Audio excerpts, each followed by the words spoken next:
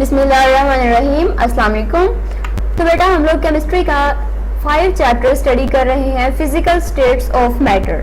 कल हम लोगों ने पढ़ा था लिक्विड स्टेट को हम लोगों ने स्टार्ट किया था और फर्स्ट प्रॉपर्टी पढ़ी थी लिक्विड स्टेट की, दैट वाज इवेपोरेशन। तो आज का हमारा सेकंड टॉपिक है, सेकंड प्रॉपर्टी है लिक्विड स्टेट की, दैट इज वेपर प्रेशर।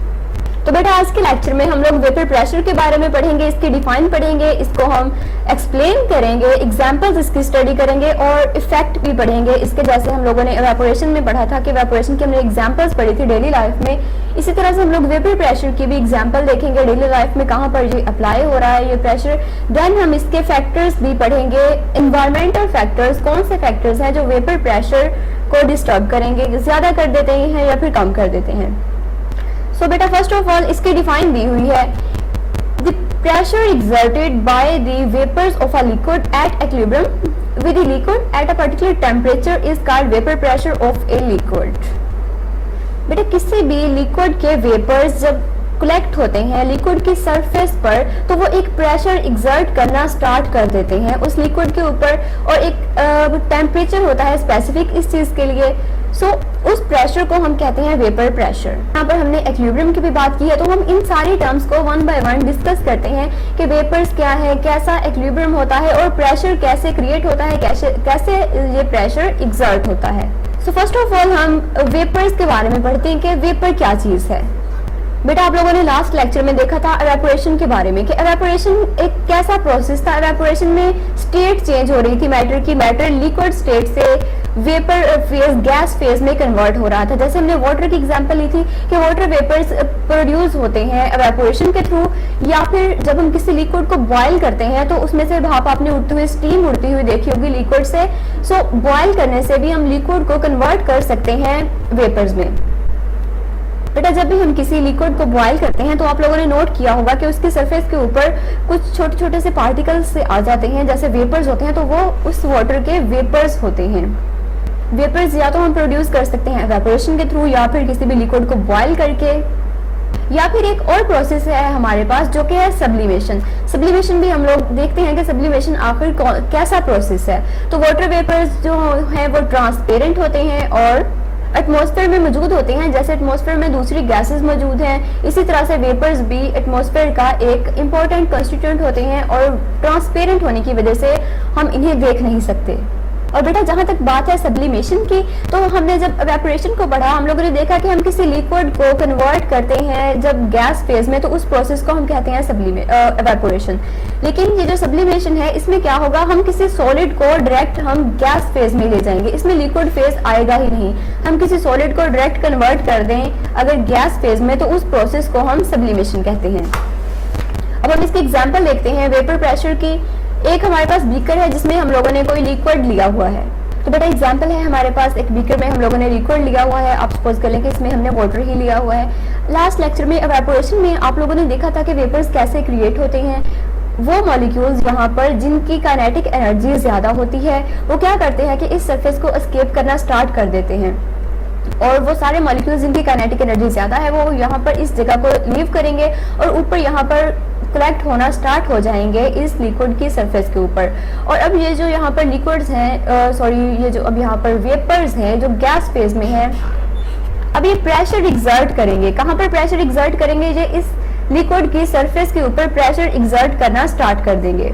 तो बेटा यहाँ पर पहले हमारे पास लिक्विड था, लिक्विड कन्वर्ट हुआ किस चीज में, गैस फेज में चला गया, यहाँ पर वेपर्स क्रिएट हो गए, और अब वही वेपर्स जो यहाँ से लीव करके गए थे वही अब इस सरफेस पे दोबारा से एक प्रेशर एग्जर्ट कर रहे हैं यहाँ पर कलेक्ट होकर।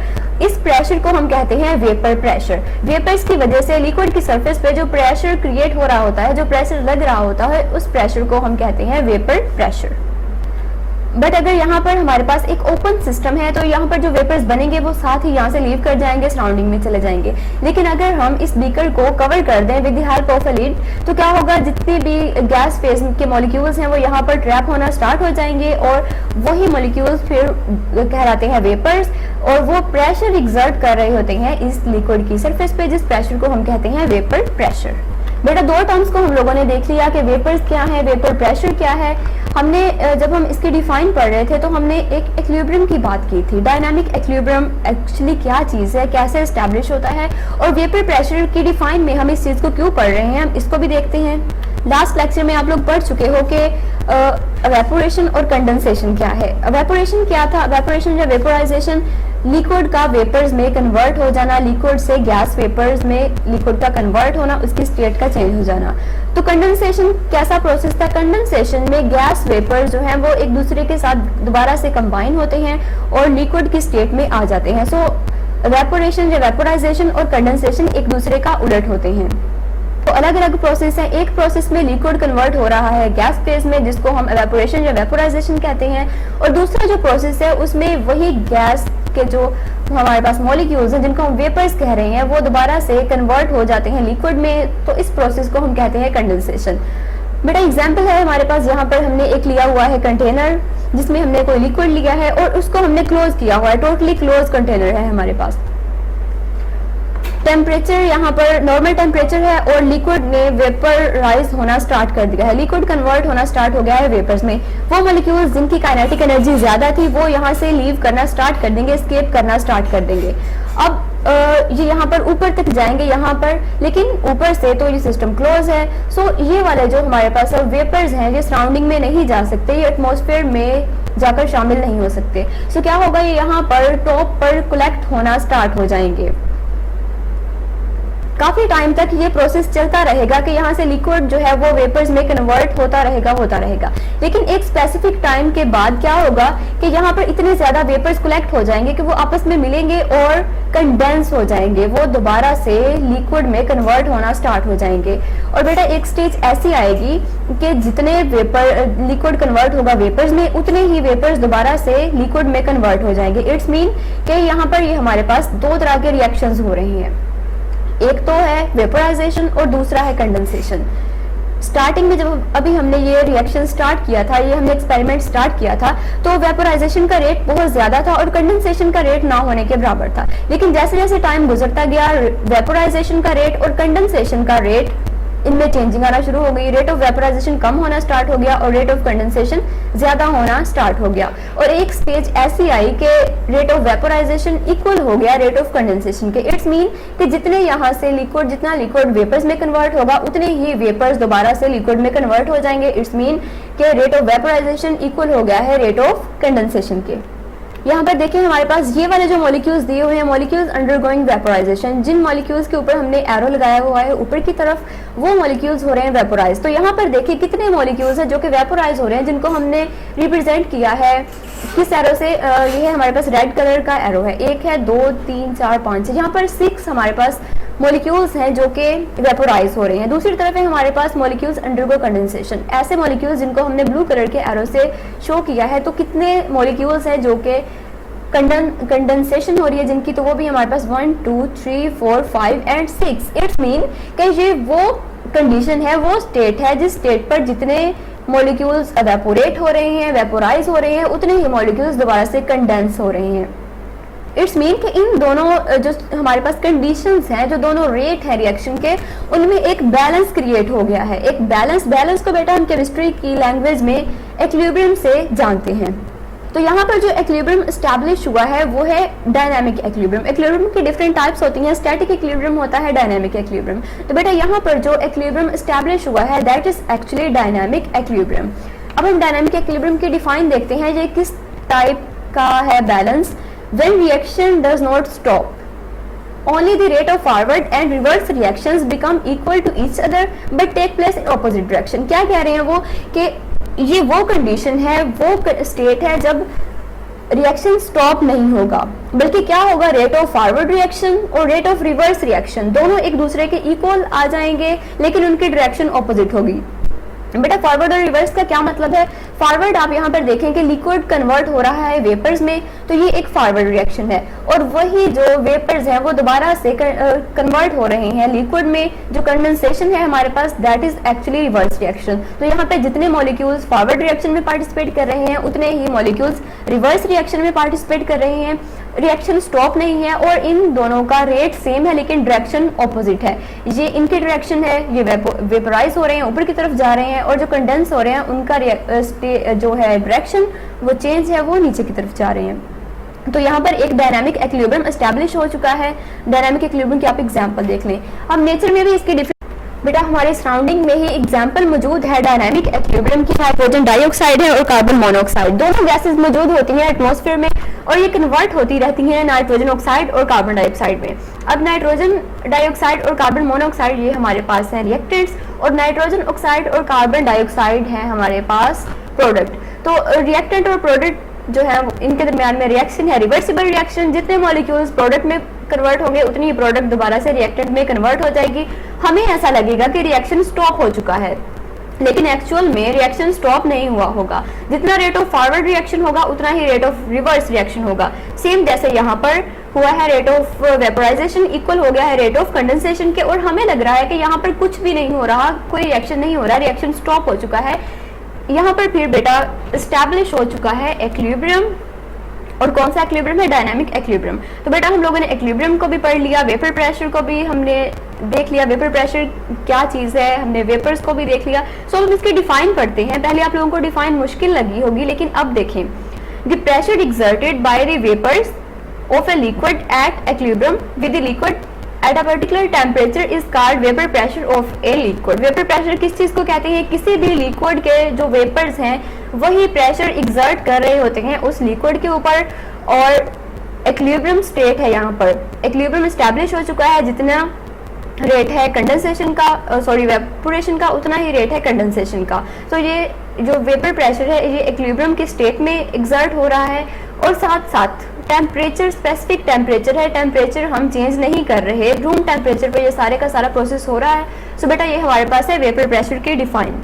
अगर हम डायनामिक इक्विलिब्रियम को शो करें एक इक्विलिब्रियम की फॉर्म में, तो ये हमारे पास कुछ इस तरह से आता है कि लिक्विड जो है वो कन्वर्ट हो रहा है वेपर्स में बाय प्रोसेस ऑफ वेपोराइजेशन, और वेपर्स दोबारा से कन्वर्ट हो रहे हैं लिक्विड में by process of condensation. Condense होकर लिक्विड बना रहे हैं और लिक्विड वेपोराइज होकर वेपर्स में कन्वर्ट हो रहा है। जब हमने रिएक्शन को स्टार्ट किया तो लिक्विड का वेपर में कन्वर्ट होने का रेट ज्यादा होगा, जिसको हम कहते हैं रेट ऑफ फॉरवर्ड रिएक्शन। लेकिन थोड़े टाइम के बाद क्या होगा, वेपर्स भी कन्वर्ट होना स्टार्ट हो जाएंगे लिक्विड में, तो ये इसका रेट ऑफ रिवर्स रिएक्शन कहलाएगा। लेकिन एक स्टेज ऐसी आएगी कि rate of forward reaction equal हो जाएगा रेट ऑफ रिवर्स रिएक्शन के। इट्स मीन कि एक बैलेंस क्रिएट हो जाएगा, उस बैलेंस को हम कहते हैं इक्विलिब्रियम। और इक्विलिब्रियम हमारे पास यहाँ पर किस टाइप का इक्विलिब्रियम है? That is dynamic equilibrium. तो बेटा ये था सारा वेपर प्रेशर के बारे में। अब हम देखते हैं कि वेपर प्रेशर का हमारी डेली लाइफ में क्या इम्पैक्ट है, किस तरह से वेपर प्रेशर हमारी डेली लाइफ में हमें हेल्प कर रहा है या फिर हमें अफेक्ट कर रहा है। तो हमारे पास है vapour pressure and boiling point. हम देखते हैं कि वेपर प्रेशर का बॉइलिंग पॉइंट के साथ क्या रिलेशन है, या वेपर प्रेशर का बॉइलिंग पॉइंट पर क्या इफेक्ट होगा। इस चीज़ को समझने के लिए पहले आप लोगों को बॉइलिंग पॉइंट का पता होना चाहिए कि बॉइलिंग पॉइंट क्या है, जिसको हम शॉर्टली बी और पी से भी रिप्रेजेंट करते हैं। सो हम यहाँ पर एक एग्जांपल की हेल्प से इसको भी देखते हैं। लैब में हम ये प्रोसीजर कर रहे हैं। सपोज करें कि ये हमारे पास दी हुई है एक टेस्ट ट्यूब है, टेस्ट ट्यूब के अंदर हमने कोई लिक्विड ऐड किया और इसको हम हीट कर रहे हैं। लिक्विड कन्वर्ट हो रहा है वेपर्स में। ये जो आपको भाप सी वाइट वाइट स्टीम नजर आ रही है, एक्चुअली ये क्या है? ये वेपर्स है जो यहाँ से निकल रहे हैं। और बेटा अगर हमने इसको ऊपर से क्लोज किया होता तो फिर क्या होना था, ये सारे जो वेपर्स अब बाहर सराउंडिंग में जा रहे हैं, ये यहाँ पर ऊपर टॉप पर कलेक्ट होना स्टार्ट हो जाने थे और दोबारा से कंडेंस होकर लिक्विड में कन्वर्ट होने थे। लेकिन अब यहाँ पर जो सिस्टम है वो ओपन है, सो वेपर्स यहाँ से अब बाहर को जा रहे हैं और लिक्विड बॉयल हो रहा है। सो लिक्विड बॉयल क्यों कर रहा है? आखिर बॉइलिंग पॉइंट क्या चीज़ है? बेटा हम लोगों ने देखा वेपर प्रेशर के बारे में, हम लोगों ने पढ़ा कि यहाँ से जब वेपर्स क्रिएट होते हैं तो यहाँ पर सरफेस के ऊपर कलेक्ट होकर एक प्रेशर एक्सर्ट करना स्टार्ट कर देते हैं। इस लिक्विड के ऊपर प्रेशर एक्सर्ट करते हैं और हम जानते हैं कि एटमॉस्फेरिक प्रेशर हमारे ऊपर भी लग रहा है। हर चीज़ के ऊपर एक एटमॉस्फेरिक प्रेशर एक्सर्ट हो रहा है, दैट इज 1 atm। जब यहाँ पर लगने वाला वेपर प्रेशर इक्वल हो जाए एटमॉस्फेरिक प्रेशर के, सराउंडिंग प्रेशर के, तो उस टाइम पर जितनी हम हीट दे रहे होते हैं इस लिक्विड को, वो हीट वो टेम्परेचर कहलाता है बॉइलिंग टेम्परेचर। और वो पॉइंट जिस पॉइंट पर लिक्विड बॉयल होना स्टार्ट कर दे उसको हम कहते हैं बॉइलिंग पॉइंट। बेटा दोबारा सुन लें कि यहाँ पर लिक्विड्स कन्वर्ट हो रहा है वेपर्स में, वेपर एक प्रेशर एग्जर्ट कर रहे हैं इसी लिक्विड के ऊपर। जब वेपर का एग्जर्ट किया हुआ प्रेशर सराउंडिंग प्रेशर के इक्वल हो जाए तो उस टाइम पर लिक्विड बॉयल करना स्टार्ट कर देता है। और हम इस लिक्विड को हीट कर रहे थे, सो जिस टेम्परेचर पर हम इसको हीट दे रहे थे वो टेम्परेचर कहलाता है बॉइलिंग टेम्परेचर, और या फिर उसको कहते हैं बॉइलिंग पॉइंट। इसके डिफाइन देखते हैं। The boiling point of a substance is a temperature at which the vapour pressure of liquid, जिस लिक्विड को हम हीट कर रहे हैं उसकी बात कर रहे हैं कि vapour pressure of liquid equals to the pressure surrounding the liquid, या फिर एटमॉस्फेरिक प्रेशर। जब एटमॉस्फेरिक प्रेशर और वेपर प्रेशर इक्वल हो जाए तो उस टेम्परेचर को हम कहते हैं बॉइलिंग टेम्परेचर या फिर बॉइलिंग पॉइंट। तो बेटा अब हम देखते हैं कि रिलेशन क्या है वेपर प्रेशर और बॉइलिंग पॉइंट में, इनमें एक दूसरे के साथ क्या इनका है relation. Higher the vapour pressure of a liquid at a given temperature the lower the normal boiling point. Vapour pressure जितना ज्यादा होता जाएगा बॉइलिंग पॉइंट उतना ही कम होगा। सो इनका जो रिलेशन है ये इनवर्स रिलेशन है। एक क्वांटिटी इंक्रीज करने से दूसरे की क्वांटिटी डिक्रीज है, या एक की क्वांटिटी डिक्रीज करने से दूसरे की क्वांटिटी खुद ब खुद ही इंक्रीज हो जाएगी। तो इसके रीजन क्या है, क्यों वेपर प्रेशर के इंक्रीज होने से टेम्परेचर डिक्रीज हो, बॉइलिंग पॉइंट जो है वो डिक्रीज हो जाएगा। तो बेटा देखें, यहाँ पर हम लोगों ने देखा कि इस लिक्विड को हम जब हीट करते हैं तो यहाँ पर जो वेपर्स क्रिएट होते हैं, जब एग्जर्ट किया हुआ प्रेशर इक्वल हो जाए एटमॉस्फेरिक प्रेशर के, तो उस पॉइंट पर जाकर ये लिक्विड बॉयल करता है। उस पॉइंट को हम कहते हैं उसका बॉइलिंग पॉइंट। कुछ लिक्विड ऐसे होंगे जिनको हम ज्यादा हीट करेंगे तब जाके उनका ज्यादा वेपर्स बनेंगे और फिर प्रेशर इक्वल होगा सराउंडिंग प्रेशर के।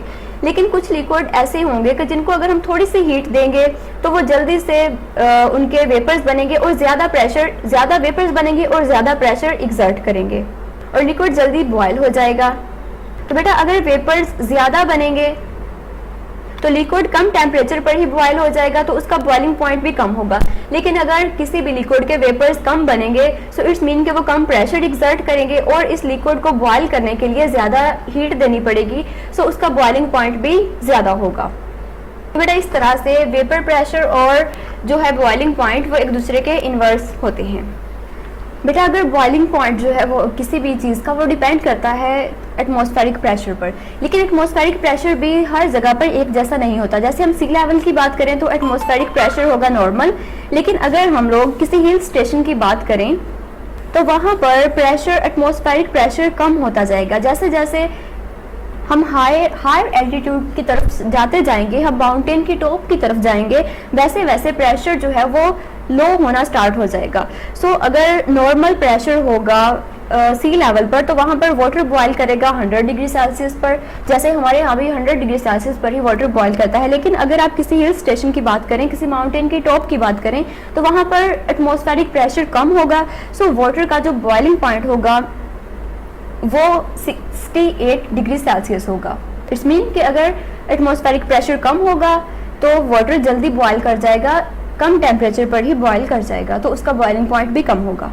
तो बेटा इसके बाद है हमारे पास फैक्टर्स कौन से हैं जो कि इफेक्ट करते हैं रेट ऑफ वेपर प्रेशर।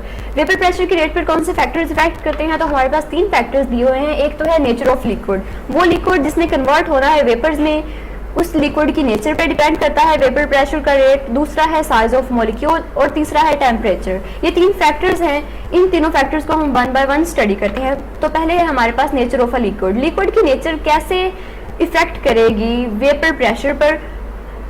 कुछ लिक्विड्स हमारे पास होते हैं पोलर और कुछ लिक्विड्स होते हैं नॉन पोलर। बेटा पोलर लिक्विड्स, पोलर और नॉन पोलर के बारे में हम लोग बहुत डिटेल में पढ़ चुके हैं। पोलर और non polar actually covalent bonding की वजह से ही बनते हैं। तो polar liquids have low vapour pressure और जो नॉन पोलर लिक्विड्स हैं उनका वेपर प्रेशर हाई होता है। ठीक है, ये चीज़ हम लोगों ने नोट कर ली कि कुछ के जो पोलर हैं उनका वेपर प्रेशर कम है, जो नॉन पोलर हैं उनका वेपर प्रेशर ज़्यादा है। लेकिन इसकी रीज़न क्या है, तो बेटा इसकी रीज़न है हमारे पास इंटरमॉलिक्यूलर फोर्सेस। पोलर लिक्विड हैं, पोलर्स में स्ट्रॉन्ग इंटरमॉलिक्यूलर फोर्सेस मौजूद होती हैं और इनका वेपर प्रेशर लो होगा।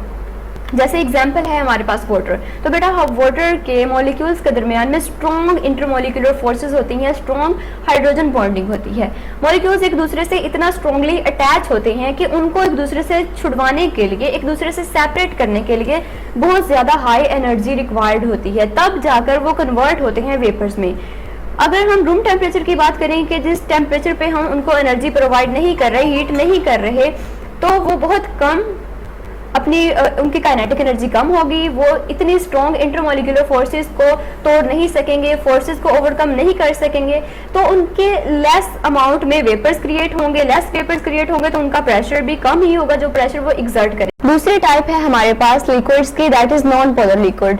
नॉन पोलर लिक्विड्स में वीक इंटरमॉलिक्यूलर फोर्सेस होती हैं। बेटा अगर फोर्सेस उनमें वीक हैं तो वो अपनी काइनेटिक एनर्जी को यूज करते हुए इजीली इन फोर्सेस को ओवरकम कर लेंगे, इन फोर्सेस की ब्रेक डाउन कर देंगे और इजीली कन्वर्ट हो जाएंगे वेपर्स में। बहुत ज्यादा मैक्सिमम यहाँ पर वेपर्स क्रिएट होंगे, तो इनका जो वेपर प्रेशर है वो भी हायर होगा। एग्जाम्पल है हमारे पास अल्कोहल। अल्कोहल इजीली कन्वर्ट हो जाती है वेपर्स में। अगर आप अल्कोहल का एक ड्रॉप अपने हाथ पर रखें तो वो जल्द ही वहां से खत्म हो जाएगा, क्योंकि अल्कोहल के मॉलिक्यूल्स के दरमियान जो फोर्सेस हैं वो वीक होती हैं और मॉलिक्यूल्स इजीली एक दूसरे से दूर हो जाते हैं, एक दूसरे को लीव कर देते हैं, फोर्सेस खत्म हो जाती हैं उनके दरमियान और वो कन्वर्ट हो जाते हैं वेपर्स में। तो बेटा आपने देखा कि किस तरह से किसी भी लिक्विड की जो नेचर है वो इफेक्ट कर रही है वेपर प्रेशर पर। अगर तो कोई लिक्विड पोलर है तो उसका वेपर प्रेशर लो होगा because of higher intermolecular forces, लेकिन अगर कोई लिक्विड नॉन पोलर है तो उसका वेपर प्रेशर हाई होगा। रीजन क्या है? Weak intermolecular forces. इसके बाद हम सेकंड फैक्टर को देखते हैं, साइज ऑफ अ मॉलिक्यूल। हम देखते हैं कि किसी भी मॉलिक्यूल का जो साइज है वो कैसे इफेक्ट करेगा वेपर प्रेशर को।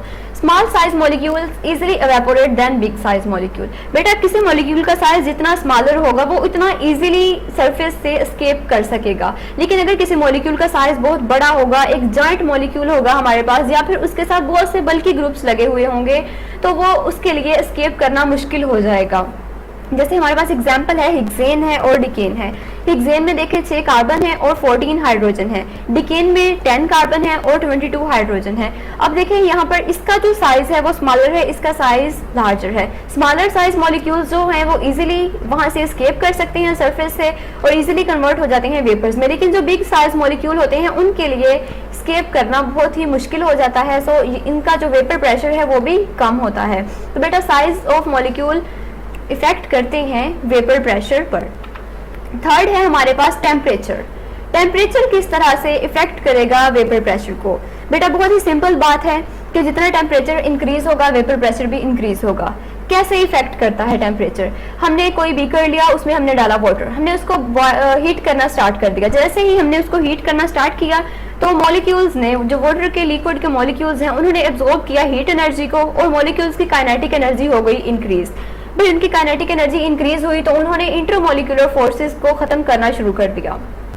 एक स्टेज ऐसी आएगी कि मॉलिक्यूल्स इतनी ज्यादा हीट को एब्जॉर्ब कर लेंगे, उनकी काइनेटिक एनर्जी इतनी ज्यादा हो जाएगी कि वो अपने दरमियान मौजूद इंटरमॉलिक्यूलर फोर्सेस को ब्रेक कर देंगे और वेपर्स में कन्वर्ट होना स्टार्ट हो जाएंगे।